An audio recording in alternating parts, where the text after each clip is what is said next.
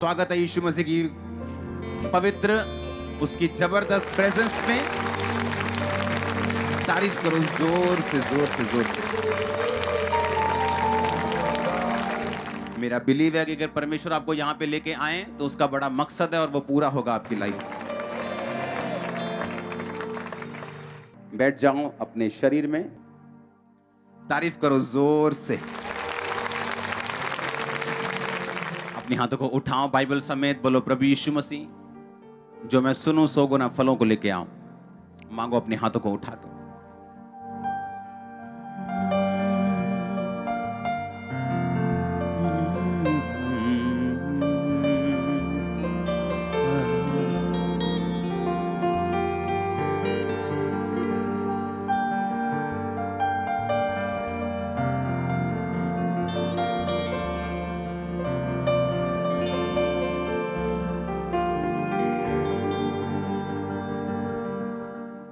प्रभु यीशु मसीह के नाम में हम मांगते, पूरी चर्च बोले आमीन। हालेलुया। तारीफ करो जोर से। खुदावंद की प्रेजेंस में आपका स्वागत है एक बार फिर से। भजन संहिता 71 उसकी 1 आयत से लेके उसकी 24 आयत तक मैं पढ़ूंगा, आप उसे सुनेंगे और अपनी स्क्रीन पे देखेंगे। जिनके पास पवित्र बाइबल है वो उसे खोलेंगे।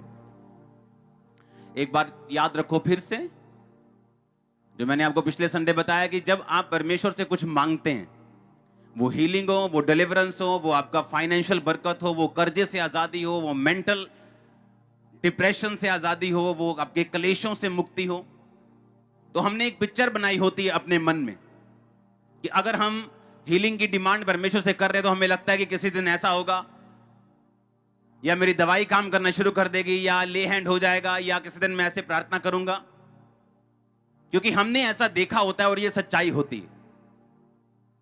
हमने देखा होता है ले हैंड होते हुए हीलिंग होते हुए, हमने देखा होता है प्रोफेटिक वर्ड रिसीव करने के बाद हीलिंग होते हुए, हमने देखा होता है कि डिवाइन हेल्पर प्रार्थना के बाद मिलते हुए।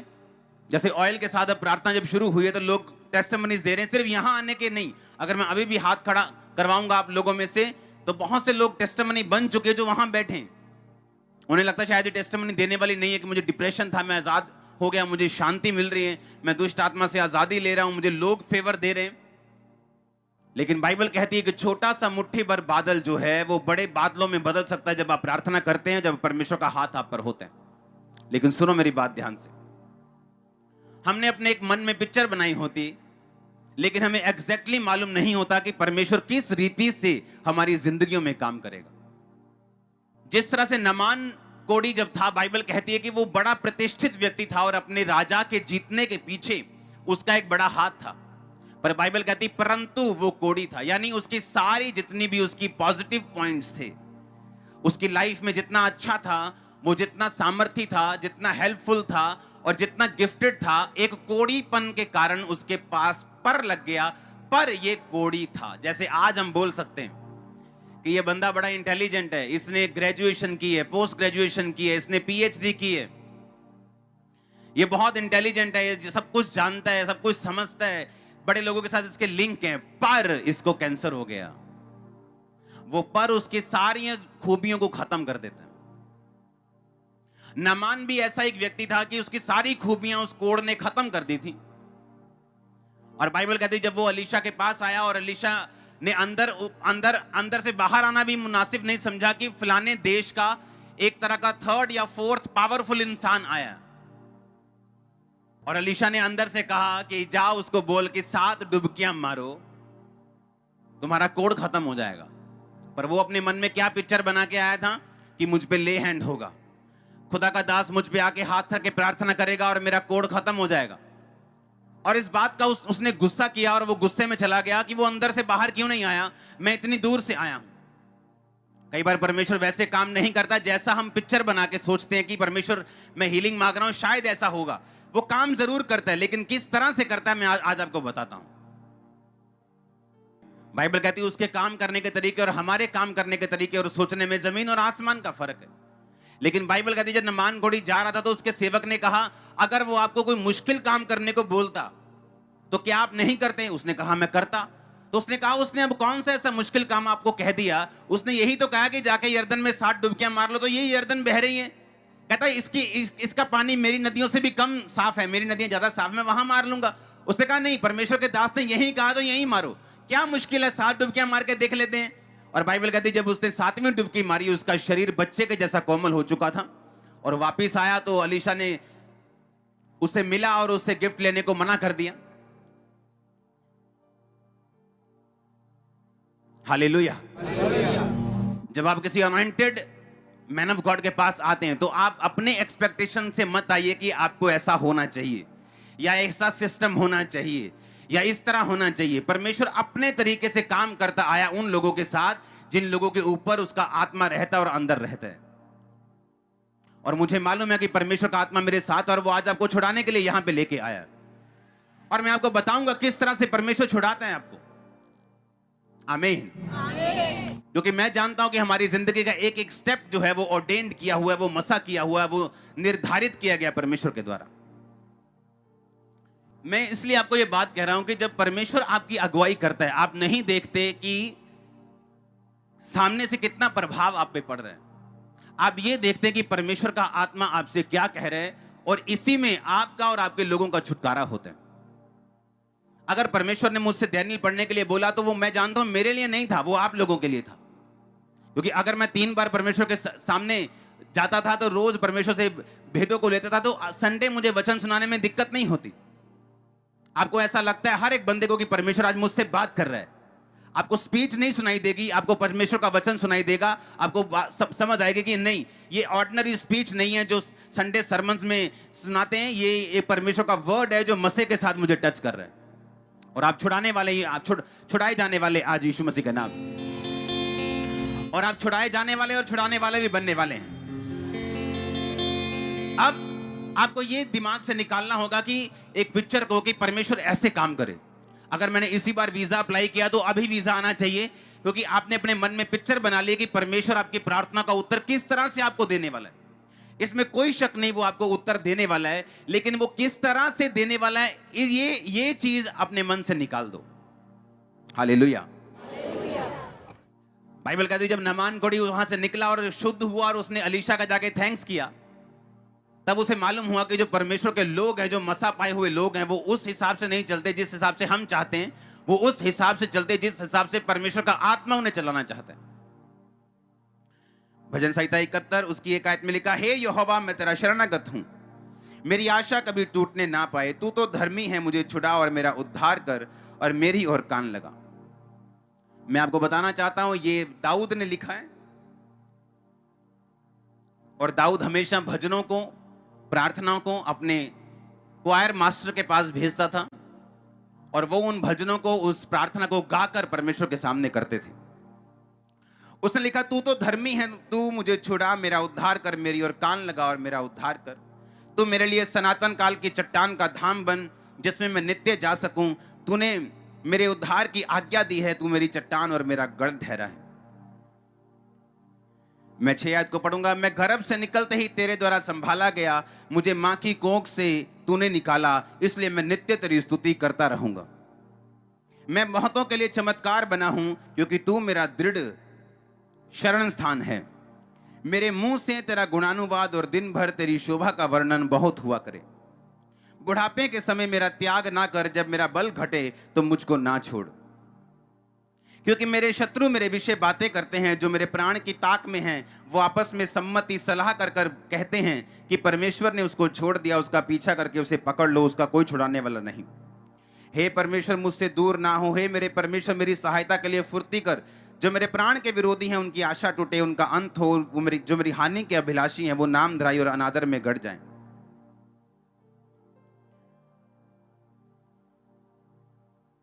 अब मैं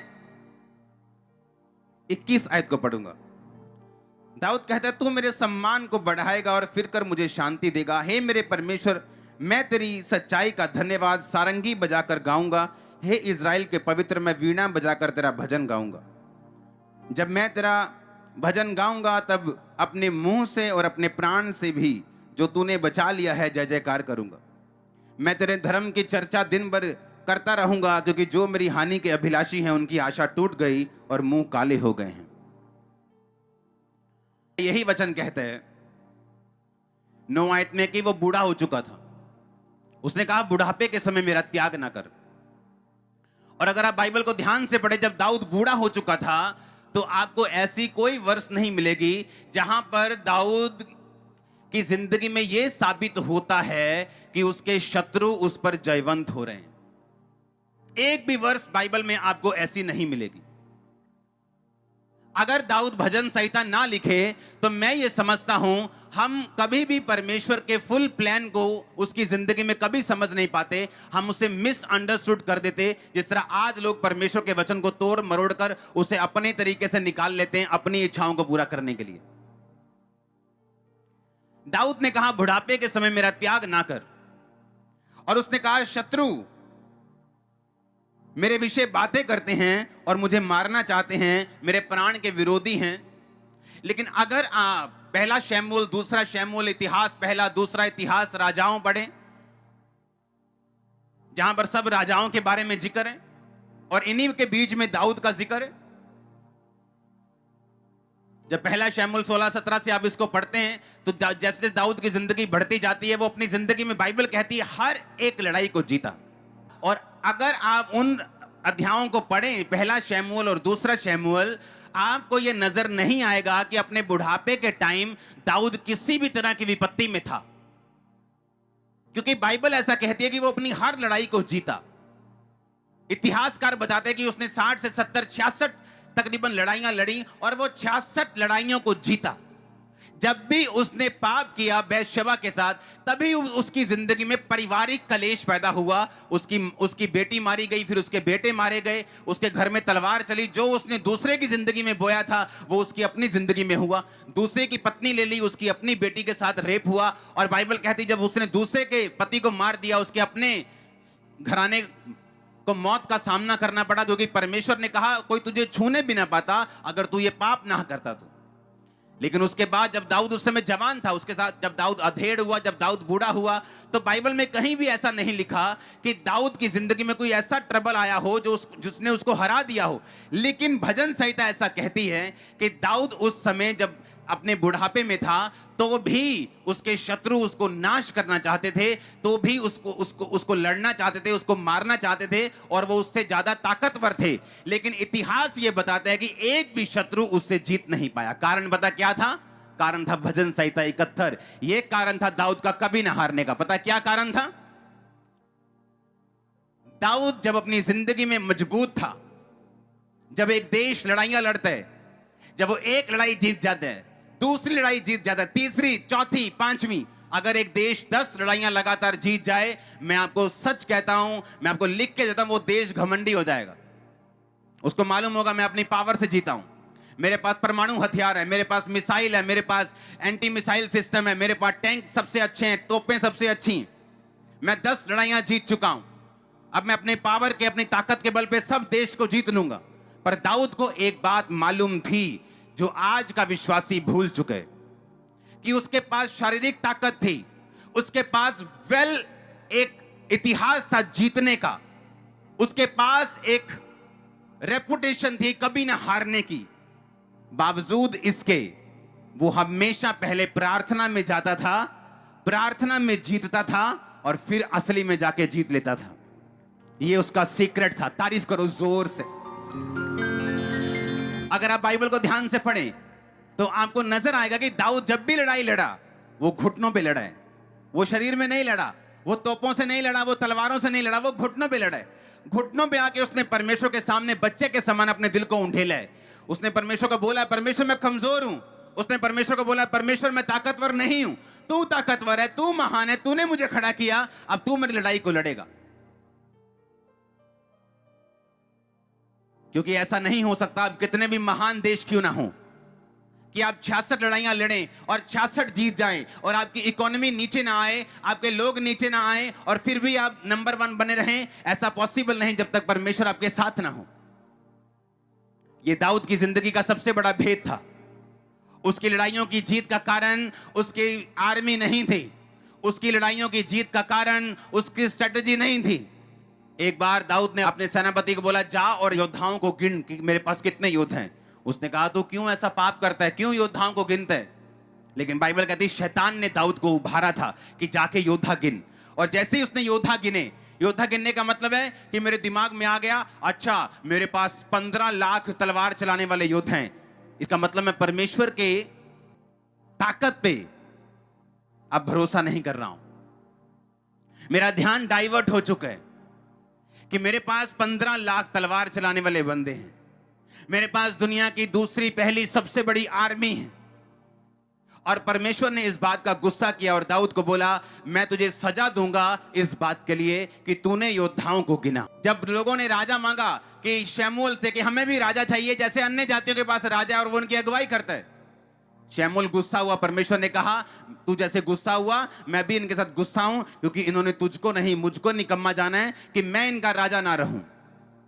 परमेश्वर ये एक्सपेक्ट करता है, वो ये चाहता है कि क्रिश्चियन लोगों की ताकत वो अपनी प्रार्थना को और परमेश्वर को समझें, ना कि अपनी गैदरिंग को, ना कि अपने वरदानों को, ना कि अपने पैसों को, ना कि अपनी चीजों को। मैं लोगों को बोलता आया हूं ये बात कि चाहे ये सबसे बड़ी चर्च है नॉर्थ इंडिया में और हमारी गैदरिंग, लेकिन कभी भी मैं अपनी जीत को गैदरिंग नहीं मानता हूं, मैं परमेश्वर को जीत मानता हूं। और मैंने आपको बोला है कि गैदरिंग काम नहीं करती, पैसा काम नहीं करता, पहुंच काम नहीं करती, सब चीजें फेल हो जाती, लेकिन परमेश्वर कभी फेल हुआ ना था, ना होगा, ना है। और आपका आमीन छोटा है। नहीं तो जिनके पास लाखों लोग होते हैं, जिनको सुनने वाले लाखों होते हैं, वो अपनी गैदरिंग पे घमंड करते हैं कि हमारे पास इतनी गैदरिंग है, कुछ भी हम सोच लेंगे, कुछ भी कर देंगे। नो, मैं बिना बताए अगर गुरदासपुर जाता हूं, आप इमेजिन नहीं कर सकते मेरा निकलना कितना मुश्किल होता है वहां से। रोड पर मैंने देखा है लोगों को, बिना बताए मैं जाता हूं, रोड के ऊपर गाड़ियां लगाकर खड़े हैं गुरदासपुर रोड के ऊपर, और मुझे बाय कर रहे हैं, और मैं देख रहा हूं ये क्या कर रहे हैं लोग, कितने मेरी बात को समझ रहे हैं। लेकिन हमारी ताकत कौन है? हमारी ताकत कौन है? दाऊद को यह सीक्रेट मालूम था कि मेरी ताकत मेरी आर्मी नहीं, मेरी ताकत मेरी स्ट्रेटेजी, मेरा दिमाग, मेरी प्लानिंग नहीं, मेरी ताकत मेरी प्रार्थना का जीवन है, मेरा परमेश्वर का संबंध जो मैं परमेश्वर के साथ रखूंगा, वो मेरी ताकत है। इसलिए लास्ट आयत में उसने लिखा, मैं तेरे धर्म की चर्चा दिन भर करता रहूंगा, क्योंकि जो मेरे हानि के अभिलाषी थे उनकी आशा टूट गई और मुंह काले हो गए हैं। सुनो मेरी बात, ये उसने रिजल्ट लिखा है इस प्रार्थना का, ये इस प्रार्थना का रिजल्ट था। जब उसने अपने भजनकार को ये गीत बताया होगा लिखने के लिए, तो उसने अपना पास्ट बताया, पिछला जीवन, कि मान लो 2020 में क्या हो रहा था, कि ऐसा हुआ, ऐसा हुआ, ऐसा हुआ, ऐसा हुआ, और उसके बाद उनके मुंह काले हुए, यानी वो शर्मिंदा हुए, उनकी आशा टूट गई। दाऊद की जीत का सीक्रेट उसकी प्रेयर लाइफ थी। शाऊल और दाऊद में क्या फर्क था? आपको कौन सा पाप भारी लगता है कि परमेश्वर ने कहा जाओ और सामने के देश में जाओ और सब कुछ खत्म कर देना, पेड़ पौधे सब कुछ, जानवर भी खत्म कर देना, और शाऊल ने जानवर नहीं मारे। आपको यह पाप बड़ा लगता है कि किसी की पत्नी को हथियार लेना और उसके पति को मरवा देना, कि यह पाप बड़ा लगता है? कौन सा पाप बड़ा है? दूसरे वाला पाप बड़ा है कि नहीं बड़ा? हां, लेकिन बाइबल कहती है वो दूसरे वाला पाप परमेश्वर ने उसको सजा दी, लेकिन फिर माफ कर दिया। क्योंकि माफी का मतलब यह नहीं कि उसका असर, पाप का कॉन्सिक्वेंसेस आपकी लाइफ में नहीं आएगा, वो आएगा ही आएगा। प्रभु माफ कर देगा, अगला जीवन जीने के लिए आप फिर से बना सकते हैं, लेकिन उस पाप का असर आपको मालूम है कि दाऊद की जिंदगी में हुआ। पर शाऊल, बाइबल कहती, रिजेक्ट कर दिया गया और परमेश्वर ने उसे त्याग दिया और दाऊद को उसकी जगह राजा बना दिया। लेकिन पाप अगर आप देखें इन आंखों से तो शाऊल का छोटा था, दाऊद का बड़ा था, लेकिन त्यागा कौन गया? शाऊल। कारण क्या था? कि पाप होने के बाद जब शमूएल नबी शाऊल के पास आता है और कहता है तुझसे पाप हुआ, तूने यहोवा की आज्ञा को तुच्छ जाना, जो मैंने तुझे दी तूने माना नहीं, अब परमेश्वर तुझे राजा होने के लिए तुच्छ जानते हैं। और उसने पता क्या कहा? उसने माफी नहीं मांगी परमेश्वर से। उसने कहा ऐसा कर, ठीक है जो तू कह रहा है, पर नीचे मेरे साथ चल, पहाड़ पे था वो, नीचे मेरे साथ चल ताकि जब लोग मुझे देखें तो तेरे साथ देखें, ऐसा ना लगे कि हाँ कि तू मुझसे अलग हो गया। उस नबी ने कहा, देखो शाऊल ने ये नहीं कहा कि मैं प्रभु से माफी मांगता हूं, तौबा करने के लिए अपने कमरे में नहीं गया। पुराने नियम के राजाओं की तरह उसने अपने राजकीय वस्त्र उतार के टाट पहन के तौबा नहीं की। ये सोचता रहा लोग क्या सोचेंगे, लोग क्या कहेंगे, लोगों के दिल में मेरी रेपुटेशन ना कम हो जाए, मेरे साथ चल। और उसे परमेश्वर की कोई भी परवाह नहीं थी। आज लोगों को जब चोरी इसलिए नहीं कर रहे, वो देख रहे, सीसीटीवी लगा हुआ है। उन्हें परमेश्वर की परवाह नहीं है कि परमेश्वर मेरे विषय में क्या सोचेगा। वे विचार इसलिए नहीं कर रहे क्योंकि थप्पड़ भारी है कि इधर इधर मत देखो, चर्च में निकाल दिए जाओगे, थप्पड़ भारी है, इसलिए वे विचार नहीं कर रहे। इसलिए नहीं कर रहे कि परमेश्वर हमें देख रहा है। यही फर्क है। ऐसे लोग थोड़े समय तक क्रिश्चियन होते हैं और बाद में फिर उसी जगह पे, उसी कीचड़ में, उसी गंद में, उसी जगह पहुंच जाते हैं। लेकिन दाऊद को जब पाप हुआ, दाऊद ने कहा मैंने पाप किया, और बाइबल कहती है उसने भजन संहिता अगर 51 पढ़े, उसने परमेश्वर से प्रार्थना की है, माफी की, हलीम किया, अपने आप को तौबा की परमेश्वर के सामने, अपनी लाइफ को क्लीन किया, रीडेडिकेट किया, फिर से समर्पित किया परमेश्वर को, और बाइबल कहती है वो बचाया गया। एक क्रिश्चियन व्यक्ति की लाइफ में सबसे इंपॉर्टेंट चीज प्रेयर लाइफ है। अगर आपकी प्रेयर लाइफ नहीं है, आप जितने मर्जी ऊंचे हों, जितने मर्जी मजबूत हों, वो मजबूती किसी काम की नहीं। हालेलुया, जोर से बोलो हालेलुया। मैं 73 भजन संहिता उसकी 12 आयत को पढ़ूंगा, आप सिर्फ सुनेंगे। देखो ये दुष्ट लोग हैं जो सदा आराम से रहकर धन संपत्ति बटोरते रहते हैं। निश्चय मैंने अपने हृदय को व्यर्थ शुद्ध किया और अपने हाथों को निर्दोषता में धोया है। क्योंकि मैं दिन भर मार खाता आया, प्रति भोर को मेरी ताड़ना होती आई है। यदि मैंने कहा होता मैं ऐसा ही कहूंगा, तो देख मैं तेरी संतान के साथ क्रूरता का व्यवहार करता। 19 आयत में लिखा, आहा वो क्षण भर में कैसे उजड़ गए, वो मिट गए, वो घबराते घबराते नष्ट हो गए हैं। जैसे जागने हारा स्वप्न को तुच्छ जानता है, वैसे ही हे प्रभु जब तू उठेगा तब उनको छाया सा समझ कर तुच्छ जानेगा।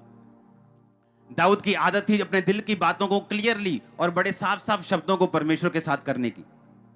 यहां पर दाऊद इस भजन में लिखता है कि जब मैं ऐसे लोगों को देखता हूं जो तुझको नहीं मानते, पर मैं क्या देखता हूं, बड़े आराम से वो रहते हैं, उनको कोई दुख नहीं है, उनको कोई बीमारी नहीं है, वो बड़े ब्याजों पर ऐसे काम करते हैं, गलत काम भी करते हैं और धन संपत्ति बटोरते रहते हैं और उनको कुछ नहीं होता। और जब मैं उनको देखता हूं मुझे ऐसा लगता है मैं क्यों पवित्रताई में चल रहा हूं, मैंने अपने हाथों को निर्दोषता के जल से क्यों धोया, मैं ऐसा क्यों नहीं कर रहा जैसा वो लोग कर रहे हैं। उनको कौन सा कुछ हो रहा है, उनको कौन सा प्रॉब्लम हो रही है। अब याद रखो, शैतान आपकी प्रार्थना के जीवन को खत्म करने के लिए आपको अविश्वास में लेके जाएगा। अविश्वास में जब आप जाएंगे, कैसे जाएंगे अविश्वास में, आप देखेंगे आप पवित्रताई में चल रहे हैं, आप प्रार्थना कर रहे हैं, लेकिन एक ऐसा व्यक्ति जो सामने पवित्रताई में नहीं है, प्रार्थना में नहीं है, वो आपसे ज्यादा ब्लेस हो रहे हैं। आपको लगता है मैं प्रार्थना में क्यों हूं, मैं पवित्रताई में क्यों हूं। मैंने ऐसे सेवकों को देखा है बिना पवित्रताई के चलते, परमेश्वर से वरदान पा लिया, उसके बाद दे दे और लोगों ने बोलना, मेरे अपने आसपास के लोगों ने बोलना कि हम पवित्रताई में चलने वाले लोग हैं, लेकिन ये लोग जो पवित्रताई में नहीं, ये कैसे बढ़ सकते हैं। और एक दिन एक न्यूज आई कि सब कुछ उसका खत्म हो गया, फिनिश हो गया, और परमेश्वर ने पूरा नीचे गिरा दिया, फैमिली फिनिश हो गई। कहता जैसे जागने हारा उठता है और स्वप्न को तुच्छ जानता है, कहता तू जब उठेगा तो उनको तुच्छ जानेगा। तूने उनको फिसलने वाले स्थान में रखा हुआ है, वो घबराते घबराते नष्ट हो गए। उसने कहा, दाऊद ने कहा, वो प्रार्थना में था इस बात को लेके कि प्रभु मेरा विश्वास मजबूत नहीं हो रहा कि वो लोग पवित्रताई में नहीं, प्रार्थना में नहीं, लेकिन वो लोग बढ़ रहे हैं और ये बात मुझे परेशान कर रही है, मेरे विश्वास की जिंदगी को कमजोर कर रही है। और वो परमेश्वर के सामने उसकी प्रार्थना में रहता था और उसकी प्रेजेंस में रहता था। क्योंकि जब डाउट आए उसकी प्रेजेंस में जाओ, शक आए उसकी हुजूरी में जाओ, प्रार्थना में जाओ। जब आप कमजोर हैं, जब आप डर में हैं, उसकी प्रार्थना में जाओ। मजबूत हैं तो भी प्रार्थना में जाओ। और बाइबल कहती है दाऊद जब प्रार्थना में गया, उसको हौसला मिलता था कि नहीं, मैं अपनी पवित्रताई को कंटिन्यू रखूंगा, मैं वैसा नहीं चलूंगा जैसे दूसरे लोग चलते हैं। और बाइबल कहती दाऊद कहता जब कुछ साल बीत गए, मैंने क्या देखा कि वो एकदम से मिट गए, वो घबराते घबराते नष्ट हो गए, एकदम से उन गायब हो गए। फिर दाऊद को मालूम हुआ नहीं, जो मैं कर रहा हूं वो सही है, जो परमेश्वर का वचन कहता है वो सही है, और वो सदा के लिए दृढ़ और सिद्ध किया हुआ। आप मेरी बात को समझ रहे कि नहीं? वो आपका दोस्त हो सकता है, वो मेरी बहनें जो आई हैं उनकी सहेलियां हो सकती, जो उस तरह का जीवन ना जीती हूं, पर आपसे ज्यादा सुखी लग रही हूं आज, कल नहीं। दाऊद कहता है जैसे स्वप्न को हम तुच्छ समझते हैं, परमेश्वर उनको तुच्छ समझेगा कि वो भी एक स्वप्न ही था, कि वो कुछ देर के लिए बढ़ा और खत्म हो गया। कहता जब तक 17 आयत में लिखा, जब तक मैंने ईश्वर के पवित्र स्थान में जाकर उन लोगों के रिजल्ट के बारे में ना सोचा कि तूने उन्हें फिसलने वाले स्थान में रखा। कहता मैं ईश्वर के पवित्र स्थान में, यानी उसकी प्रेजेंस में, मैं उसकी प्रार्थना में, उसकी हजूरी में गया, और फिर मैंने परिणाम को सोचा। जब शैतान आपके मन में शक डाल रहे, जब शैतान आपसे लड़ रहे, जब शैतान आपसे फाइट कर रहे, बाइबल कहती है जब उसने हवा के साथ फाइट की तो वचन के साथ फाइट की। उसने कहा नहीं तू इस फल को खाएगी, उसने कहा मैं नहीं खाऊंगी, उसने कहा तू खाएगी, अगर तू खाएगी तो परमेश्वर के जैसी हो जाएगी, खुदा नहीं चाहता तो उसके जैसी हो जाए, जबकि परमेश्वर ने उसको पहले ही अपने जैसा बनाया था। जब भी शैतान आपके साथ लड़ता है वो वचन से लड़ते हैं कि नहीं नहीं कोई प्रॉब्लम नहीं है ये व्यभिचार की, और थोड़ी बहुत चोरी कमीशन की कोई प्रॉब्लम नहीं, ये भी तेरा बिजनेस है, नहीं नहीं थोड़ा बहुत ये कर ले कोई प्रॉब्लम नहीं। आज भी शैतान वचन को ट्विस्ट करता है ताकि किसी तरह से आपको आपकी पोजीशन से हटाकर दूर कर दे, और उसके बाद आपकी प्रार्थना की कोई काम की नहीं, वो व्यर्थ है, आपका बोया व्यर्थ है, आपकी बाइबल रीडिंग व्यर्थ है। आप नाम के क्रिश्चियन हो सकते हैं, आप बिशप के बेटे हो सकते हैं, प्रेरित के बेटे हो सकते हैं, लेकिन आपका कोई काम नहीं आपकी जिंदगी में, आप फेल हो चुके हैं, आप प्रभु से दूर हो चुके हैं। उसने कहा जब तक मैंने ईश्वर के पवित्र स्थान में जाकर उनके परिणाम को नहीं सोचा, अभी तो सिर्फ सोचा है उसने। और बाइबल कहती है आने वाले दिनों में ऐसा ही हुआ, जिनके बारे में वो डहा कर रहा था कि मैंने अपना हाथ निर्दोषता के जल में ऐसे ही धो लिया, ये दो लोग तो ऐसे ही बढ़ रहे हैं। कहता जब मैंने उन्हें देखा उनके स्थान पर वो नहीं थे, वो उजड़ चुके थे, वो घबराते घबराते नष्ट हो चुके थे। कई बार आप टीवी पे देखते हैं, वाह वाह वाह मैं भी ऐसा क्यों ना होता, मेरे भी इतने मिलियन फॉलोअर्स होते, मेरी भी बॉडी होती, मैं भी फलाने शो में जाता, और जब मालूम होता है कि एक ही झटके में डेथ हो गई, फिर बोलते हैं नहीं नहीं नहीं अब ठीक हूं, मैं जहां हूं वहीं ठीक हूं, यहीं ठीक हूं मैं। हालेलुया। कितने मेरी बात को समझ रहे हैं? परमेश्वर ने कहा वो तुम्हें अनंत जीवन देता है, कि हमारा वो जीवन यहीं पे नहीं वहां भी है, लेकिन लोगों का जीवन वहां नहीं है, उनका स्वर्ग की ओर नहीं, उनका नरक की ओर जीवन है। दाऊद कहता जब तक मैंने परिणाम को नहीं सोचा। कैसे? प्रेयर में। पाप किया तो कहां गया? प्रेयर में। शक आया तो कहां गया? प्रेयर में। फाइट थी, दुश्मन हावी हो रहे थे, कहां गया? प्रेयर में। लड़ रहा था और जीत रहा था, और हर एक लड़ाई को जीत रहा था, कहां गया? प्रेयर में। आप कहां जाएंगे? जब बच्चे सताएं तो कहां जाएंगे? जब शरीर सताए तो कहां जाएंगे? जब दुश्मन सताए तो कहां जाएंगे? आप प्रेयर में जाएंगे। अगर आप पहले उठकर एमएलए के पास जाएंगे तो आप नीचा खाएंगे, लेकिन अगर पहले प्रेयर में चले जाएंगे उसके बाद किसी और के पास जाएंगे तो वो भी आपकी मदद करेगा। परमेश्वर हमारे से ये एक्सपेक्ट करते हैं कि हम अपनी जिंदगी में हर एक चीज, हम अपनी लाइफ में हर एक चीज के लिए सर्वप्रथम परमेश्वर को रखें। वो चाहता हम जीतते हो तो हम प्रार्थना करते हो, हम डरते हो तो भी प्रार्थना में हो, हम शक में हो तो भी प्रार्थना में हो, हम दुख में हो तो भी प्रार्थना में हो, हम सुख में हो तो भी प्रार्थना में हो। प्रेरितों के काम उसका 12 अध्याय उसकी 1 आयत से लेके मैं पढ़ूंगा कुछ आयतों को।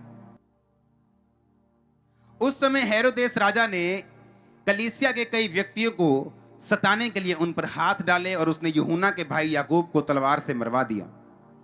जब उसने देखा कि यहूदी लोग इससे आनंदित होते हैं तो उसने पतरस को भी पकड़ लिया, और ये दिन अख़मीरी रोटी के दिन थे।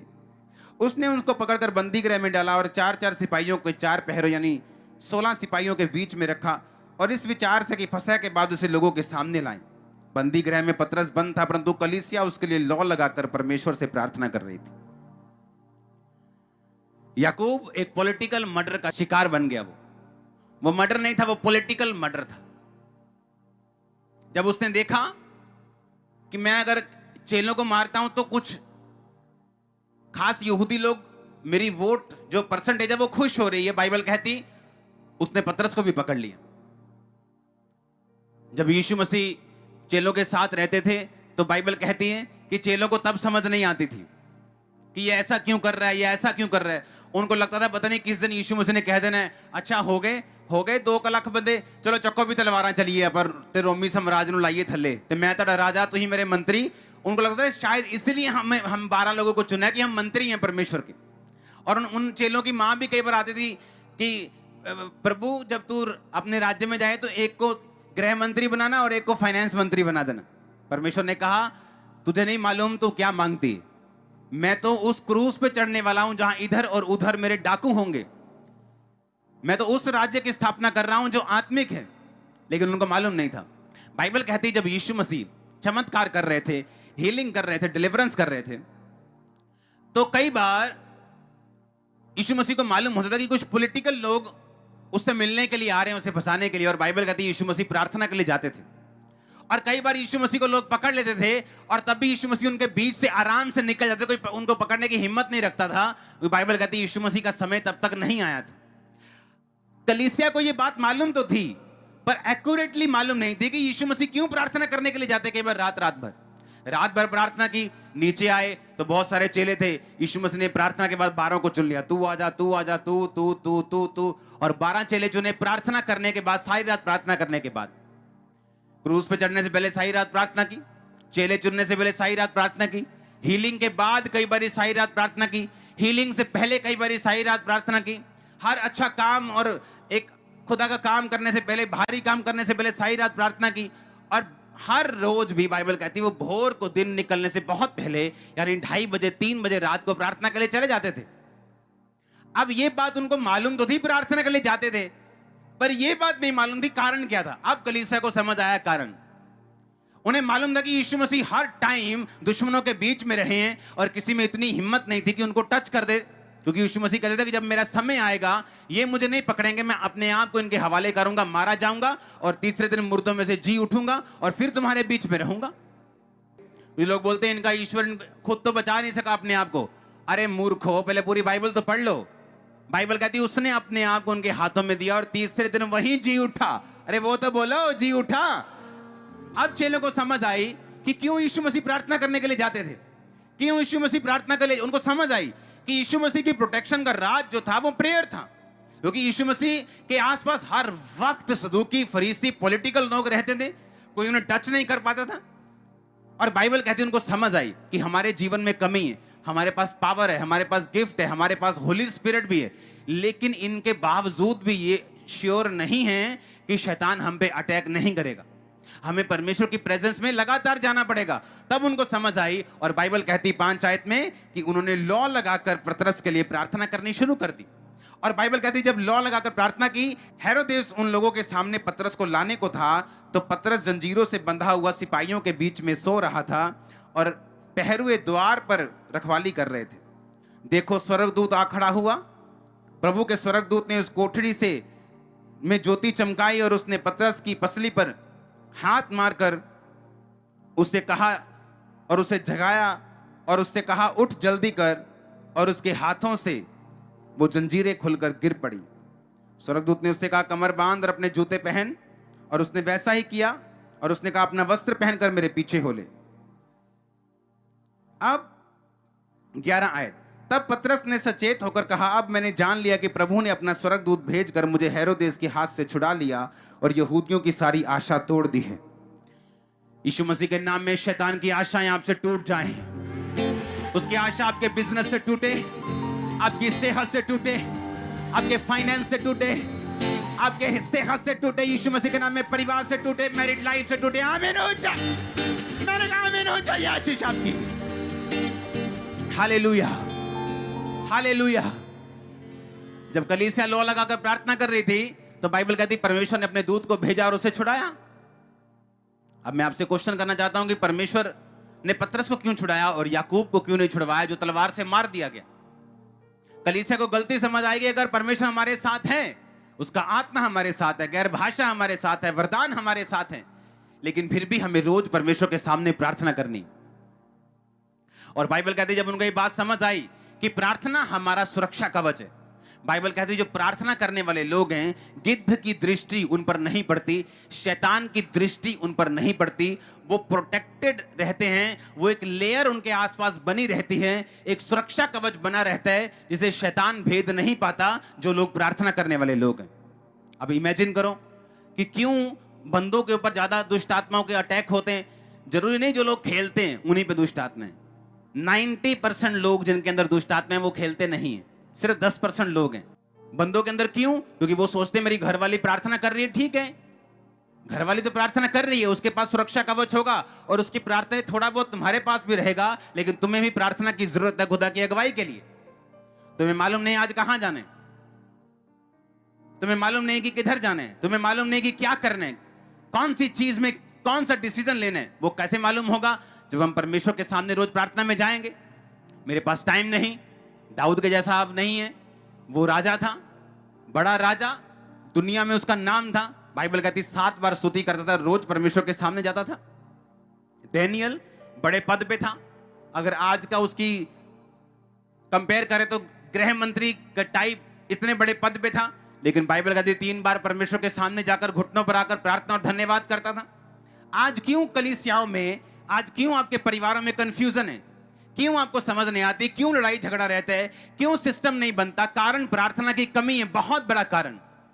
चाहे आप मजबूत हैं आपको प्रार्थना करनी पड़ेगी, आप कमजोर हैं प्रार्थना करनी पड़ेगी, शक में है प्रार्थना करनी पड़ेगी, डर में है प्रार्थना करनी पड़ेगी, कोई पाप में है उसे भी प्रार्थना करनी पड़ेगी। प्रार्थना किए बगैर आप नहीं रह सकते। इसलिए परमेश्वर ने कहा जब तू प्रार्थना करे, उसने ये नहीं कहा अगर तू प्रार्थना करे, उसने कहा जब तू प्रार्थना करे, का मतलब कि प्रार्थना करना जरूरी है, बहुत ज्यादा जरूरी है। उसने ये नहीं कहा अगर तू प्रार्थना करे, उसने कहा जब तू प्रार्थना करे। कलीसिया को गलती समझ आई, पतरस के लिए प्रार्थना करनी शुरू की, परमेश्वर ने अपने दूतों को भेजा और उनको छुड़ा लिया। और बाइबल कहती सब हैरान हुए, चकित हुए। 16 आयत में लिखा परंतु पतरस खटखटाता रहा, क्योंकि जब पतरस वापिस घर में गया तो खटखटा रहा था कि मैं आ गया हूं, और कोई यकीन नहीं कर रहा था। उन्हें लगा था बाहर कोई स्वर्गदूत है, और जब उन्होंने खिड़की खोली तो उसे देखकर चकित रह गए। प्रार्थना आपको हैरान करती, चकित करती है आपको। प्रार्थना वो रास्तों को खोलती, प्रार्थना फेवर देती है आपको, सही रास्ता दिखाती है आपको। आपसे परमेश्वर चाहे बात ना भी करे कान में, लेकिन आपके पांव एकदम से वैसे उसी स्थान पर जाना शुरू कर देंगे जिस स्थान पर परमेश्वर चाहता है वो जाएं। अब सोच लो अगर प्रार्थना आप नहीं करते तो सोच लो कितना बड़ा एक हिस्सा आप मिस कर रहे हैं अपनी लाइफ में। अगर आपकी लाइफ में प्रेयर नहीं है तो आप इमेजिन कर लो कि मेरे हिसाब से आप कंप्लीट क्रिश्चियन भी नहीं, अगर सिर्फ आपकी लाइफ में प्रेयर नहीं है तो। दाऊद का ध्यान से पढ़ना, जो बेडरूम में वो प्रार्थना करता था वो उसने लिखी है, ये उसका सीक्रेट था। प्रभु के सामने अपने दिल को उंडेल देना, अपने डर को खुल के बताना और प्रभु को बताना कि मेरा भरोसा तुझ पे है, अपनी सेना पे नहीं। मेरी प्रार्थना की आप जीतने पाए, मेरी प्रार्थना आपकी प्रेयर लाइफ आज से कभी सेम न रहे। मेरी प्रार्थना खुदावंद के सामने आप रोज 3 बार 2 बार जा पाए हैं। मेरी प्रार्थना कम से कम 2.5 घंटे आप रोज उसकी हुजूरी में बिता सके और उससे ज्यादा बिता सके। मेरी प्रार्थना है खुदावंद यीशु मसीह के नाम में कि वो सब कर्ज आपकी लाइफ से इस प्रार्थना के बाद खत्म हो जाए। हर पाप की आत्मा आपकी जिंदगी को छोड़ के चली जाए। खुदावंद का फेवर आप पे आए यीशु मसीह के सामर्थी नाम में। आप जब यहां से जाएं और प्रार्थना की जिंदगी को अपनाएं, हर तरफ आपको फेवर मिले, मनुष्यों का, परमेश्वर का, सब लोगों का। हर बैड लग आपकी जिंदगी से खत्म हो यीशु मसीह के नाम में। हर एक गंदगी आपकी लाइफ से जाए, दुष्ट आत्मा आपकी लाइफ से जाए यीशु मसीह के नाम में। आमीन। ऊंचाई आशीष आपकी। जोर से तारीफ करो, जोर से।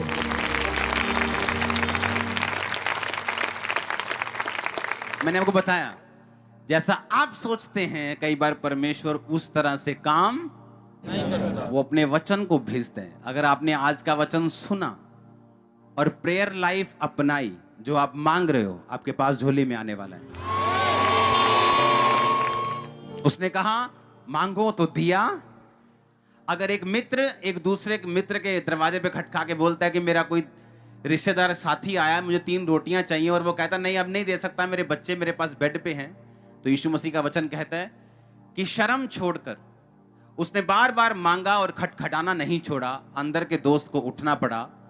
तो सोचो, अगर तुम भी शर्म छोड़ दोगे और खटखटाओगे तो मैं तुम्हें वो सब दूंगा जो तुम मांग रहे हो। उसने इसलिए कहा मांगो तो तुम्हें दिया, ढूंढो तो तुम, खटखटाओ तो तुम्हारे लिए। उसने कहा मांगो। कितनी बार मांगना है? एक बार? बार बार? उसने कहा बार बार।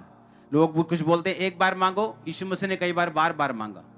कई चीजों के लिए एक बार मांगा, कई चीजों के लिए बार बार मांगा। तो इस पे कोई लॉ नहीं है कि एक बार के कितनी बार। उसने कहा एक विधवा एक पापी को सताती थी रोज कि मेरा काम कर, मेरा काम कर। पापी सोचता कि मैं ना बंदे की परवाह करता हूं, ना परमेश्वर को डरता हूं, ये विधवा मुझे बार बार सताए, इससे अच्छा मैं इसका काम कर दूं। परमेश्वर ने कहा सोचो ये अधर्मी अन्यायी क्या कहता है, मैं उनका न्याय क्यों नहीं करूंगा, मैं उनकी प्रार्थना का उत्तर क्यों नहीं दूंगा जो दिन और रात मेरे नाम की दुहाई देते हैं। इसका मतलब अपनी प्रार्थना को परमेश्वर के सामने लेके जाओ, सुबह दोपहर शाम, और फिर भूल जाओ। प्रार्थना करो, भूल जाओ, दिमाग में मत रखो, टेंशन मत लो, प्रेशर मत रखो। प्रार्थना पूरी नहीं हुई तो मैं ये कर लूंगा, फिर वो पूरी नहीं होगी। बस प्रार्थना करते जाओ, करते जाओ, करते जाओ। परमेश्वर ने कहा अगर एक अधर्मी बंदा विधवा का न्याय कर सकता है, मैं तुम्हारा न्याय क्यों कर नहीं करूंगा। मैं जल्दी तुम्हारा न्याय करने के लिए आने वाला हूं।